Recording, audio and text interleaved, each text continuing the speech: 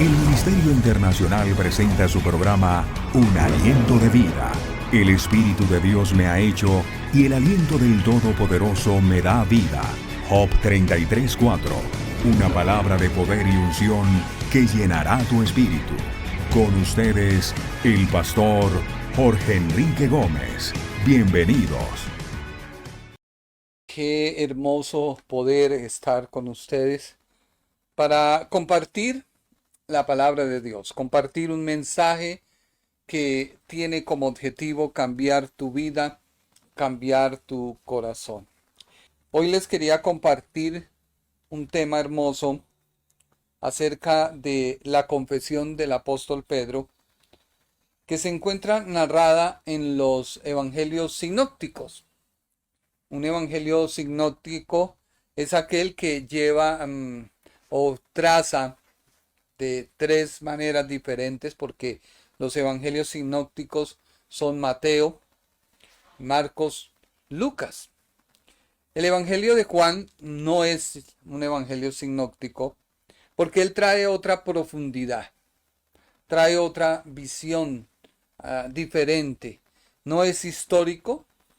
El evangelio de Juan es un evangelio donde nos muestra la deidad de Cristo.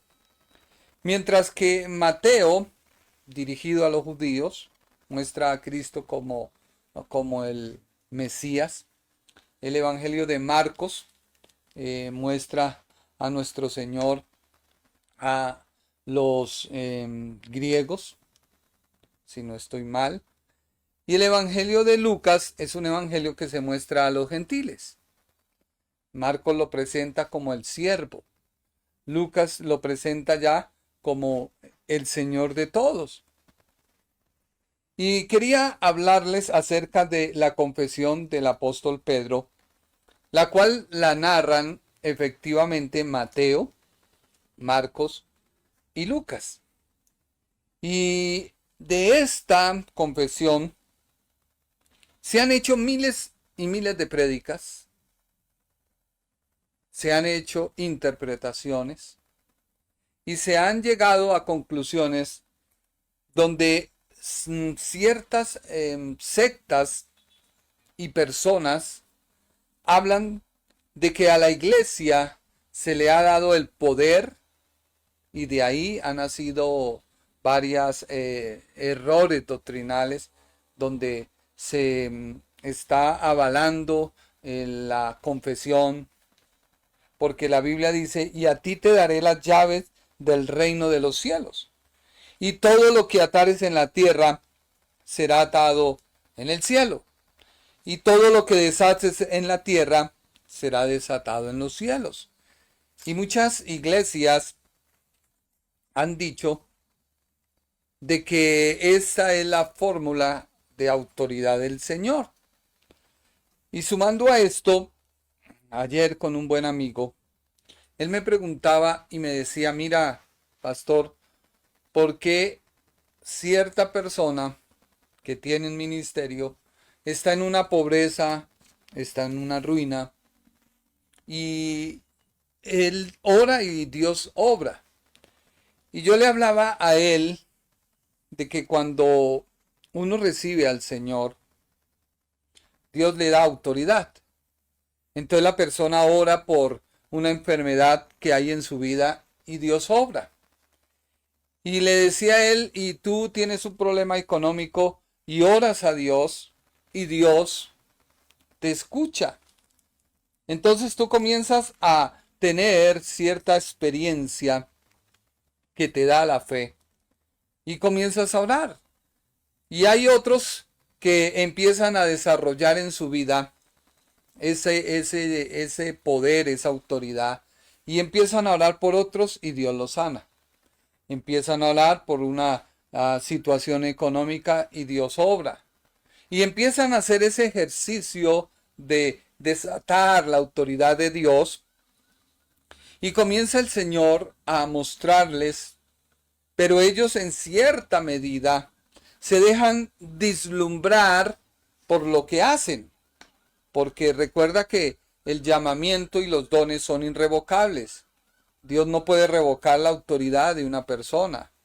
máxime cuando se usa su nombre. Dios respalda su nombre y Dios respalda su palabra. Pero un momento determinado la persona deja de depender de Dios. Como hoy nos decía Edwin, don Jorge me dice él, aprendiendo todos los días a caminar sobre las aguas. Todos los días. Y los vientos y las olas me golpean. Pero yo miro al Señor y voy caminando sobre las aguas. Y eso es cierto. Entonces yo venía hoy a decirles a ustedes y enseñarles cómo los 3 evangelios muestran una historia es algo, un hecho real, muestran lo que sucedió, pero esa historia, al pasarle a mi vida, tiene una aplicación para mí. Y el Señor comienza a hablar en Mateo, capítulo número 16.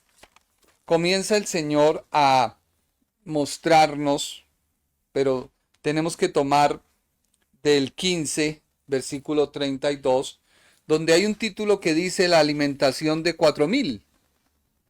Recordemos que hubo 2 momentos donde el Señor alimenta a 5,000 y el Señor alimenta a 4,000. Y estos 4,000 que fueron alimentados le habían seguido. Luego el capítulo 16 de Mateo nos habla acerca de la demanda de una señal. Y esta demanda viene por parte de fariseos y saduceos. En el orden de la tabla que se perdió, yo les decía que Mateo capítulo 16, versículo 19, y a ti te daré las llaves del reino de los cielos, y todo lo que ates en la tierra será atado en los cielos, y todo lo que desates en la tierra será desatado en los cielos, nace de una pregunta que el Señor le hace a sus discípulos. Y esa pregunta tiene que ver con usted y conmigo. Porque el Señor les dice en Mateo capítulo 16, versículo 13, estoy en la Biblia de papel, por eso le pido excusas, no tenemos los versículos porque una vez vuelvo y te digo, perdí toda mi información de 6 años de trabajo todos los días. Es algo duro, sí, vamos a orar y vamos a pedirle a Dios si usted ayúdeme para que las personas que lo tomaron pues tomen conciencia y me devuelvan el material. Fue algo imprudencia mía, pero ellos lo tomaron absurdamente y es una radiografía de lo que está sucediendo en Bogotá y en el mundo.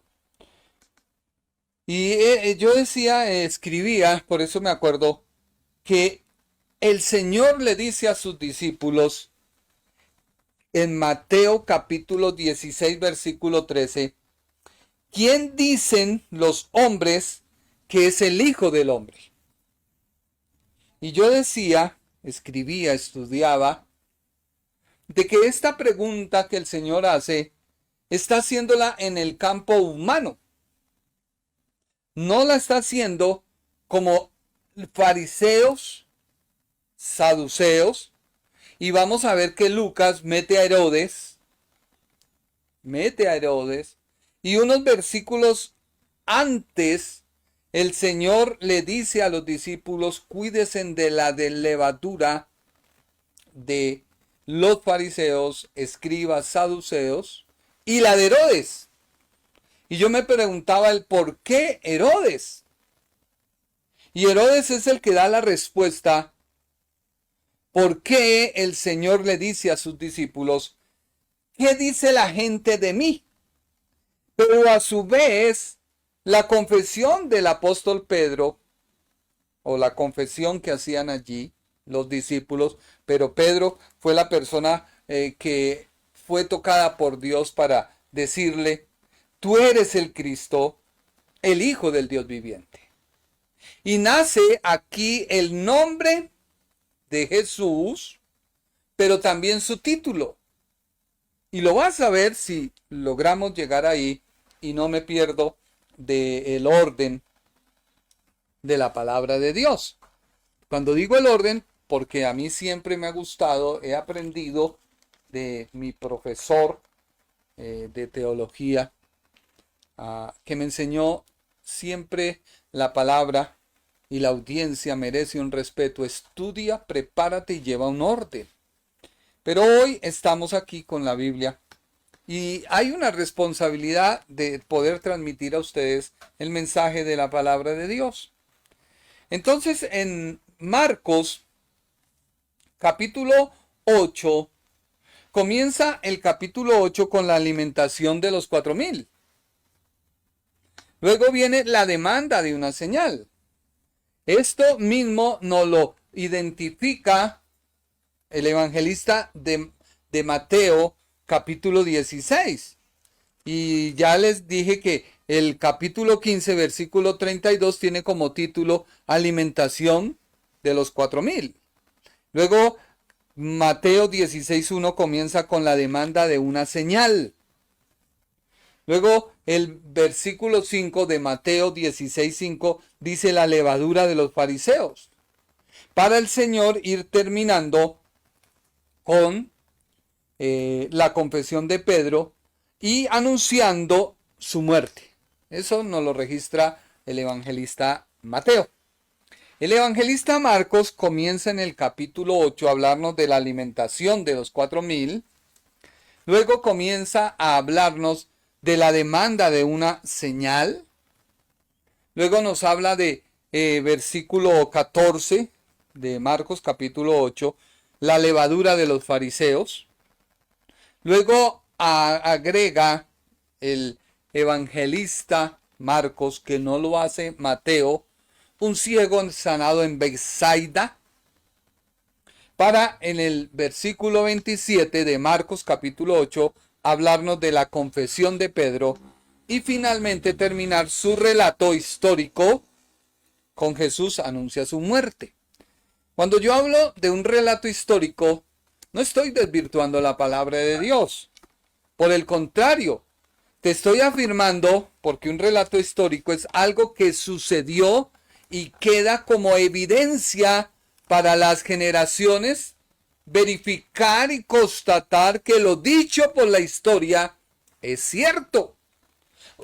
O sea que Dios guarda su palabra. Dios guarda su palabra y nos muestra a través de la historia que esto es real. Discúlpeme, vuelvo y le digo, estoy con la Biblia de papel. Luego el evangelista Lucas nos hace un relato, el evangelista Lucas, en el capítulo 9, y él agrega algo interesante, y es que Lucas capítulo 9 versículo 7 nos habla de la muerte de Juan el Bautista. Y Lucas nos muestra y nos enseña la palabra por qué la pregunta de quién crees que soy va dirigida a la parte humana del Señor. Y eso tiene un mensaje muy importante, porque retomemos. Mateo nos dice lo siguiente. Mateo capítulo 16, versículo número 13. Viniendo Jesús a la región de Cesarea de Filipos, preguntó a sus discípulos diciendo: ¿quién dicen los hombres que es el Hijo del Hombre? Mira que él no le está diciendo qué piensan ellos en mi área espiritual. No. Hay un concepto de muchos cristianos que conocen la salvación, conocen de Jesús y lo conocen a manera personal. No han tenido un encuentro con él, porque tanto fariseos como escribas, saduceos y el mismo Herodes podían escuchar, pero no atendían al mensaje del Señor. Tampoco ellos querían sumarse a creer y a verificar sus enseñanzas, sino que ellos se dedicaron a criticar. Luego Marcos nos comienza a hablar acerca de Marcos capítulo 8, versículo número 27. Y saliendo Jesús y sus discípulos por las aldeas de Cesarea de Filipo, dice, y en el camino preguntó a sus discípulos diciéndoles, ¿quién dicen los hombres que soy yo? Mira que la pregunta que hace el Señor va en índole personal humana, porque Mateo lo registra de una manera que dice, ¿quién dicen los hombres que es el Hijo del Hombre? Mientras que Marcos nos dice, ¿quién dicen los hombres que soy yo? Vuelvo y te repito, discúlpanos, estamos iniciando de ceros. De ceros es descargar las Biblias, descargar todo. Pero bueno, le doy gloria a Dios y esto me enseña a ser más prudente. En cambio, Lucas, en el capítulo 9, nos dice, en el versículo número, vuelvo y le digo, discúlpame, versículo número 18, ¿quién dice la gente que soy yo? Pero recuerda que te dije que Lucas agrega datos que no agrega ni Mateo ni Marcos. Y él agrega el siguiente dato. La muerte de Juan el Bautista, que lo narra Mateo en el capítulo 14 y lo narra Marcos en el capítulo 6. Pero Lucas lo narra como el hecho que sucedió antes de la alimentación de los 5,000. Lucas lo mete, porque recuerde que Lucas, el médico amado, toma la información que le da el apóstol Pedro.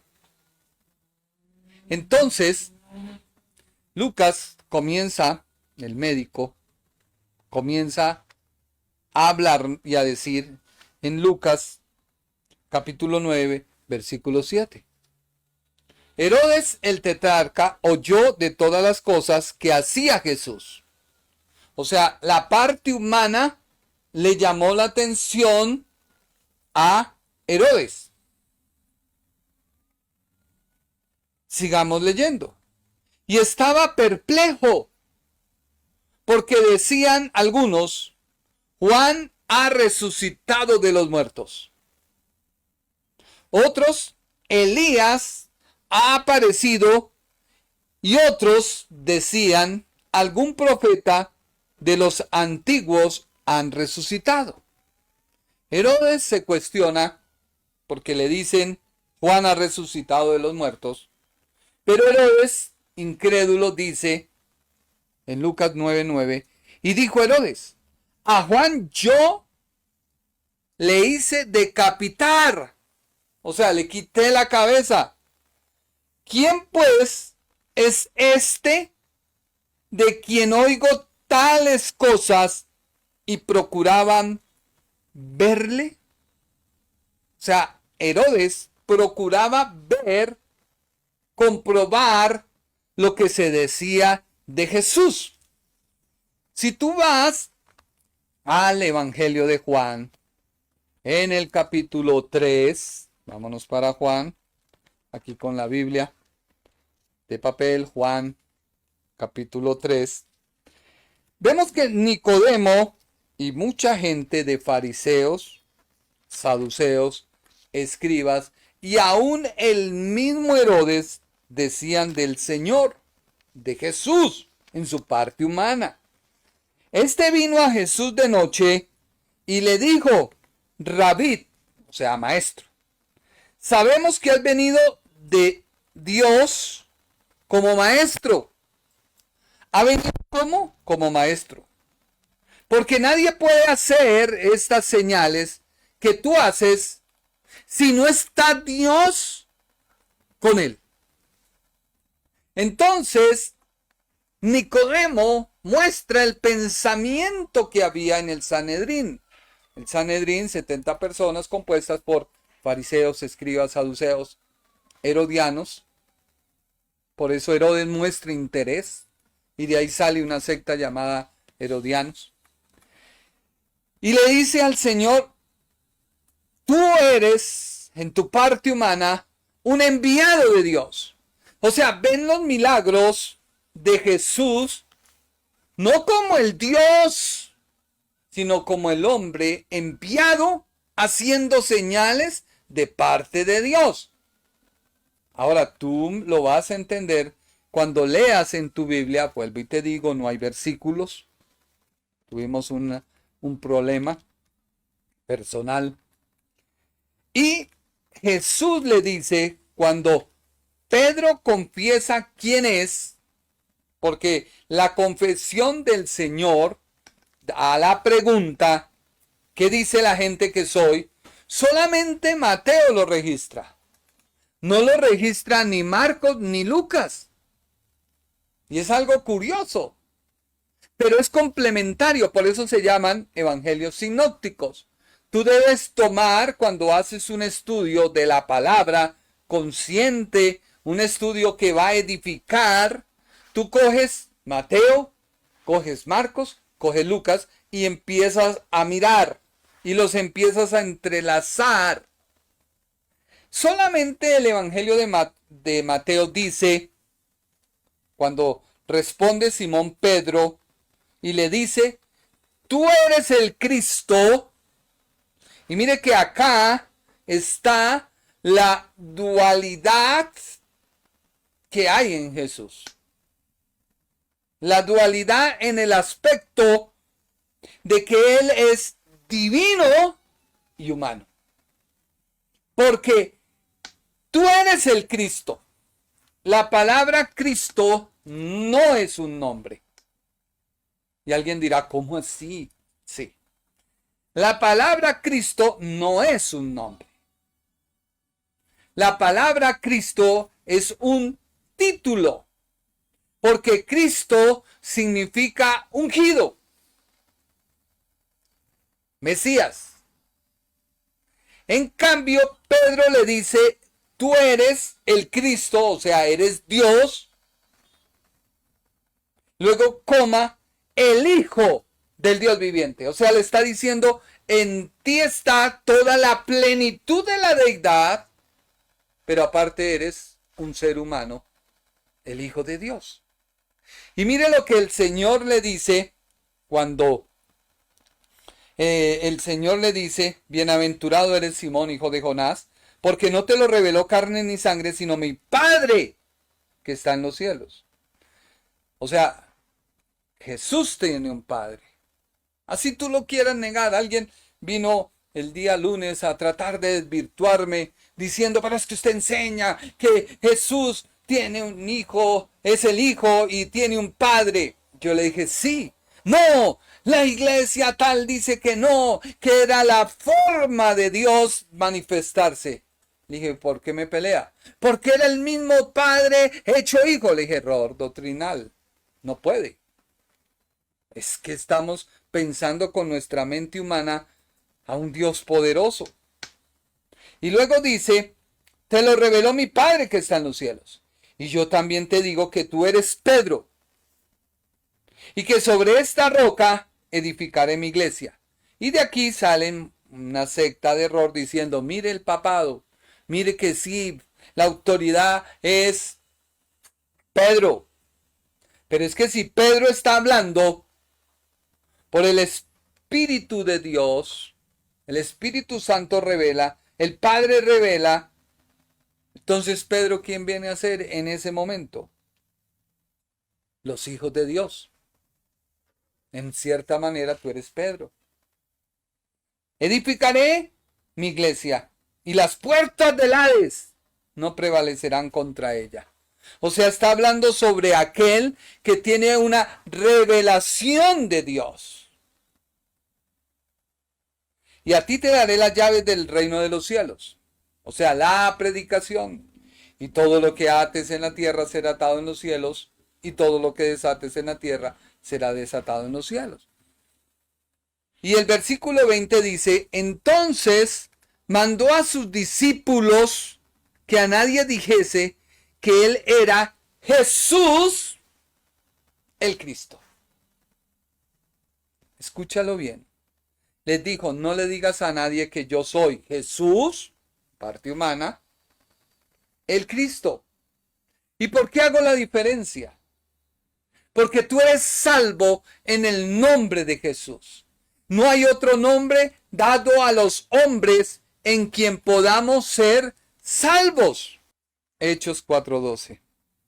Hechos 4:12, los discípulos comienzan a hablarle a la gente y a decirle, Hechos 4:12, dice el 11, este Jesús, o sea, la persona humana, es la piedra reprobada por vosotros los edificadores, la cual ha venido a ser cabeza del ángulo.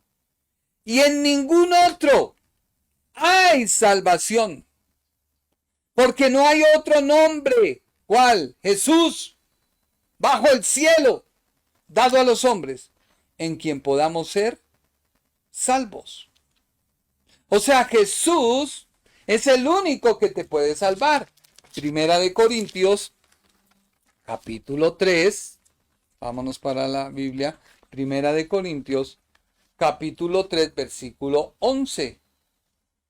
Porque nadie puede poner otro fundamento que el que está puesto, el cual es Jesucristo. Mire que aquí viene el apóstol Pablo y complementa, una vez el Señor cumple su obra en la cruz del Calvario, una vez entrega su vida por ti, por mí, y se suma en Jesús Cristo. O sea, la parte humana, la parte de Jesús espiritual, deidad, se complementan para ser uno solo. Pero tú, ¿a quién has conocido? ¿Tú conoces a Jesús? ¿Pero no has creído en el Cristo? Solamente te has quedado en Jesús. Jesús sana, Jesús salva, pero no has entrado a conocerle para una vez que le conozcas, conozcas al Cristo, al ungido, y en ese nombre, Jesús, que te lleva a conocer la unción que da el Cristo, tu vida se funda. ¿Sí me estoy haciendo entender la profundidad tan tremenda?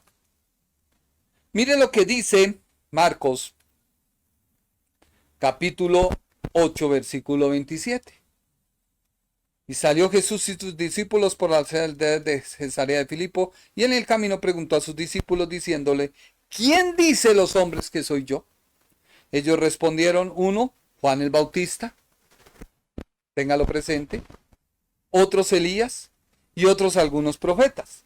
¿Qué dice Mateo frente a esta respuesta? Mateo 16, 14. Y unos dijeron, Juan el Bautista, otros Elías, otros Jeremías o alguno de los profetas. Y Marcos vuelve nuevamente a decirnos lo mismo. O sea, ellos respondieron, unos Juan el Bautista, otros Elías y otros alguno de los profetas. Mira que ya Marcos no complementa con Jeremías. Ahora Lucas, en el capítulo número 9, en la confesión que hacen, dice en el versículo 19, Lucas 9, 19, y ellos respondieron, uno Juan el Bautista, otro Elías, y otros dicen que algún profeta de los antiguos ha resucitado. O sea, ya trajeron y dijeron, pudo haber resucitado Jeremías, como dice Mateo, o alguien más. Pero Lucas nos amplía el concepto de lo que se estaba diciendo del Señor Jesús en su parte humana, porque Herodes el tetrarca, cuando oye de las cosas que hacía Jesús y estaba perplejo, le dijeron, es que este es Juan que ha resucitado. Otros, no, es que este es Elías. Recuerde que estaba anunciado que vendría el que abría el camino al Mesías y que vendría bajo el ministerio de Elías. ¿Recuerda usted? Entonces ellos dicen, o algún profeta de los antiguos ha resucitado. Herodes descarta a Juan. Dice, no, un momento, Juan, no, yo le quité la cabeza a Juan. No, ese no es. Pero, ¿quién pues es este? De quien oigo tales cosas. Y procuraba verle. Ahora, ya vimos que Mateo le dice a los discípulos en su confesión, les dice, cuando Pedro le dice, tú eres el Cristo, o sea, no le dijo en su parte humana, no, sino le dijo, tú eres el ungido de Dios.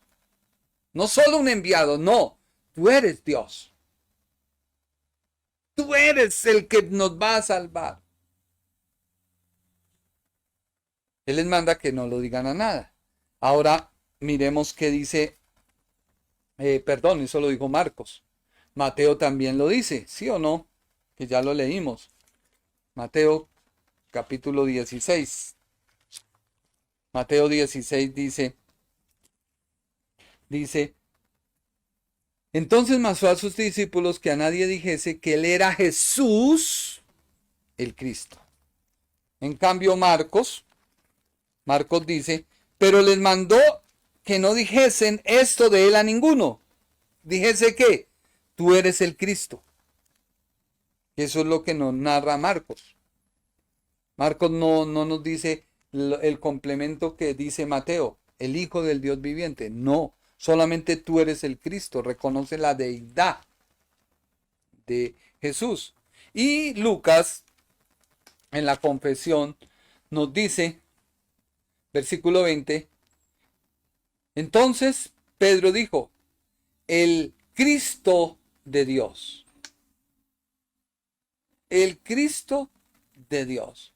Y esa pregunta nacía porque tanto escribas como fariseos, saduceos y el mismo Herodes reconocían que en Jesús había algo. Y con esto yo quiero hacerte un llamado, porque quizás tú has oído el Evangelio. Tú has oído que necesitas ser salvo, pero tú no has pasado más de ahí. No has conocido en tu propia vida al Cristo. Conoces a Jesús Salvador, pero no has tenido un encuentro con Él.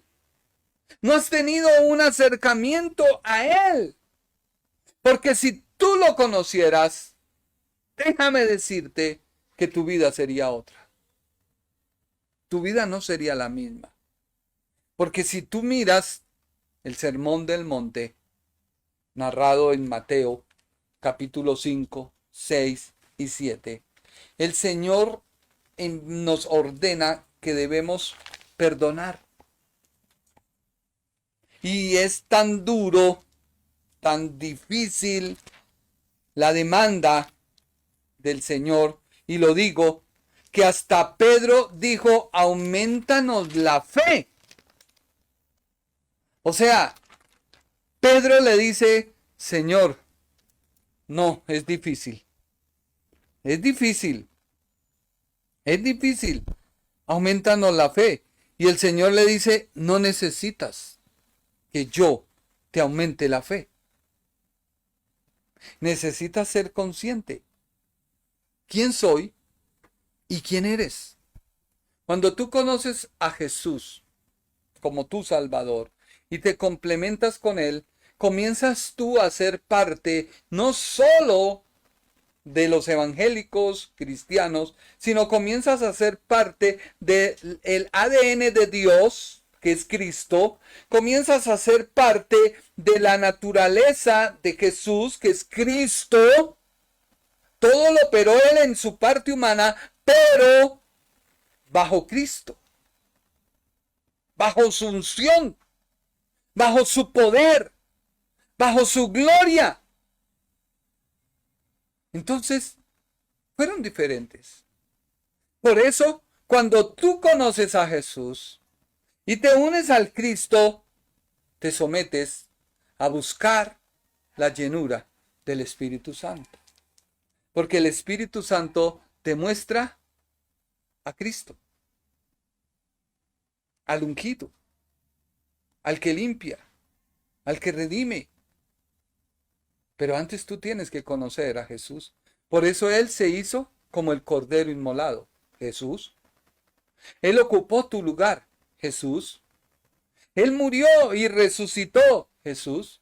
Pero a la vez, como el Cristo dijo un momento, debo ir a presentarme.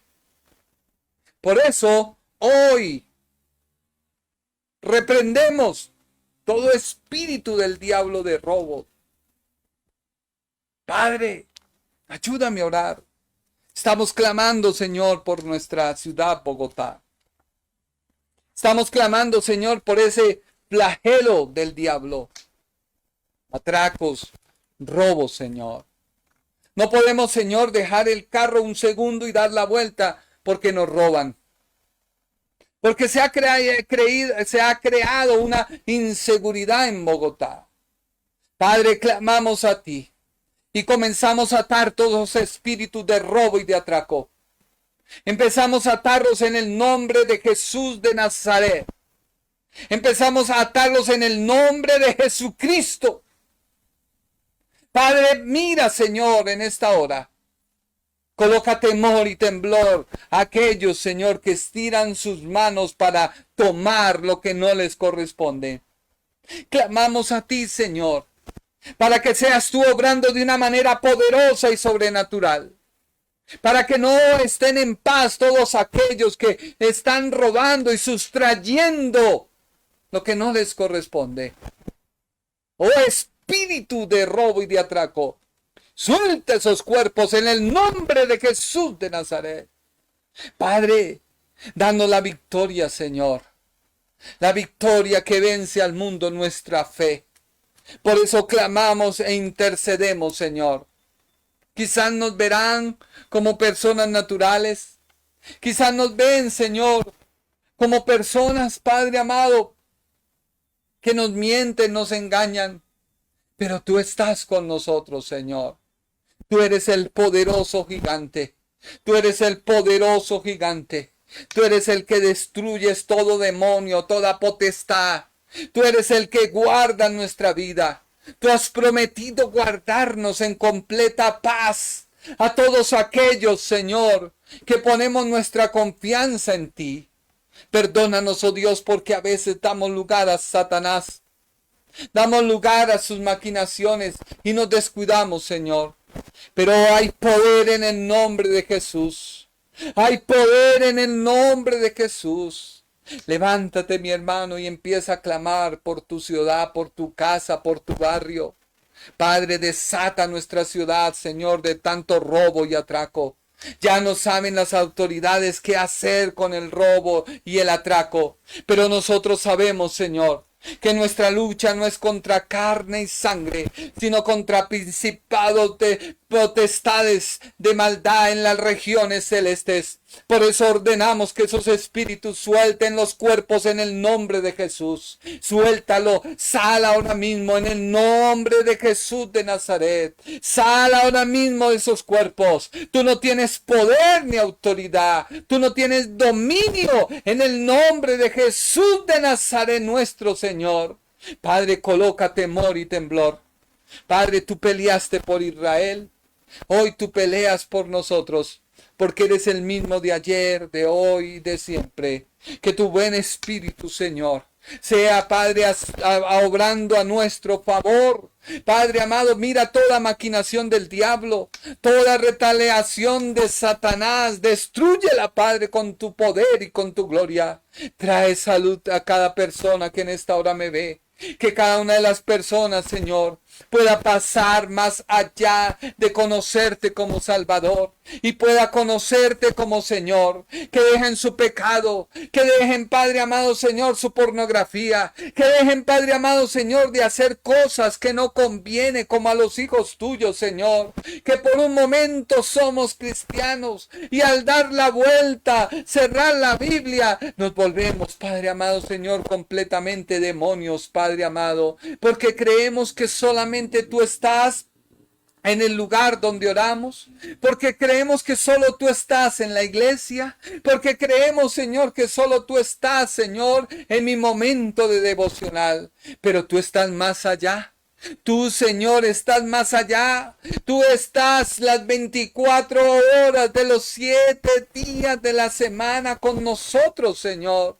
Tú estás con nosotros, Padre amado. Tú ves todo lo que hacemos y todo lo que hacemos debe glorificar tu nombre, que es la expresión más grande, Señor, de poder mostrar con nuestra propia vida que tú eres Señor y que tú eres el Rey y que tú eres el Todopoderoso, que nos cambias, que ya no somos los mismos, que ya no hablamos lo mismo, que ya no vemos lo mismo, Señor. Por eso yo te pido, Padre Celestial, en esta hora que cada persona pueda ser redarguida. Oh Padre, podemos conocerte como Señor en nuestra parte humana e intelectual, pero tú deseas que nos comprometamos más, Señor. Porque si tú, Señor, nos perdonaras una vez la ofensa, entonces, ¿qué sería de la segunda vez que cometemos la ofensa? ¿Qué sería de la tercera vez que volvemos a cometer la ofensa? ¿Qué sería de la cuarta vez que volvemos a cometer la ofensa? Porque tú nos mandas a perdonar 7 veces un mismo error. Y ese, si lo tomáramos, es volver a perdonar un error, no una vez, ni 2, ni 3, ni 4, ni 7, ni 8, sino indefinidamente. Porque si nos miraras tú como nosotros miramos a los demás, ¿dónde estaríamos hoy? Pero tú nos miras con ojos de amor, tú nos miras con ojos de perdón, tú nos miras con ojos de misericordia. No para que sigamos pecando, no para que sigamos cometiendo los mismos actos, no para seguir limpiando nuestras conciencias cuando no lo podemos hacer, porque la conciencia nos acusa, la conciencia nos redarguye. Ya no nos hacemos visibles, sino andamos ahí en la incógnita. Perdónanos, Señor. Danos la capacidad, Señor, para ver al prójimo como tú me viste a mí. Dame la capacidad para mirar a aquel, Señor, que ha caído en un error. Y Padre, no tiene cómo salir de él. Que yo lo pueda ver con los mismos ojos que tú me miraste cuando yo estaba en mis pecados y en mis delitos y nadie me podía ayudar. Por eso, Padre Celestial, yo clamo a ti. Por eso, Padre Celestial, yo vengo a ti. Por eso, Padre Celestial, yo imploro tu presencia, tu gloria, en el nombre de Jesús, nuestro Señor. Amén. Una vez más, te pedimos excusas. No pudimos versículos, nada, porque hoy tuve un percance personal. Pero Dios es bueno y aquí estamos. Aquí estamos con ustedes. Aquí estamos para compartirte la palabra. Espero que este mensaje, un tanto improvisado, estudiado, pero vuelvo y te digo improvisado por no tener nada del material que siempre estamos acostumbrados a pasarte por la Biblia. No hemos querido nunca hacer un mensaje para nuestro provecho. tampoco bajo nuestra concepción que nos ya hayan enseñado de la teología, sino queremos trazarlo bajo la palabra de Dios, donde consultamos, estudiamos y vamos más allá de cualquier concepto. Así que deseamos que Dios te bendiga. Deseamos que esta palabra haya tocado tu vida y tu corazón. Vuelvo y te digo, tú necesitas conocer al Salvador, pero no te conformes solo con hacer la oración de fe, creer que ya eres perdonado, vivir como se te antoje, porque como la gracia es el perdón inmerecido de Dios, como la gracia es que Dios nos hace justos, como la gracia es que Dios no toma en cuenta tu pecado, tú de pronto piensas que puedes vivir como sea. Y ya te prediqué y te enseñé. Ocupaos de vuestra salvación con temor y temblor. Y ya te enseñé qué es temor, qué es temblor. Así que cuida tu salvación. No te engañes. La palabra es tajante en decir, en aquel día muchos me dirán, en tu nombre hice, en tu nombre obré, en tu nombre se sanaron, en tu nombre se llenaron estadios. Y el Señor te puede hasta decir, no te conozco, porque tú eres un hacedor de maldad. Tú puedes hacer muchas cosas, pero mientras hagas la maldad, dice Salmos, termino con ello, tú veías al ladrón y corrías detrás de él. Y el Señor hace un comparativo en aquel que no robaba, pero sí veía. Entonces, ten cuidado. Pero Dios te bendiga, Dios te guarde y nos vemos, si Dios lo permite, en una próxima emisión. Que Dios te bendiga. El Ministerio Internacional presentó su programa Un Aliento de Vida. Venid a mí los que estáis trabajados y cargados, y yo os haré descansar. Mateo 11:28. Un aliento de vida.